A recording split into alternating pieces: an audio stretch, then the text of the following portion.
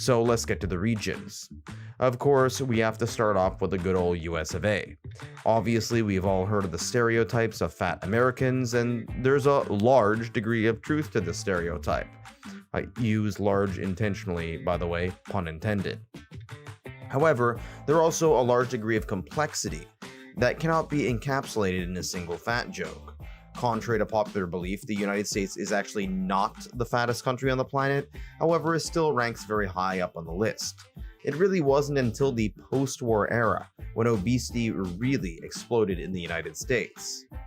It was around the time during the 40s and 50s when sufficient changes happened to the very fabric of American society. The number of Americans living on farmsteads or working on the farms was dwindling. Farming had become so productive due to new technology that they no longer needed a bunch of small farms. On top of that, with more tech and more complex economies, many Americans eventually just ditched farming altogether. On top of that, it wasn't only agriculture that was decreasing as a major sector of the economy, but also industry as well.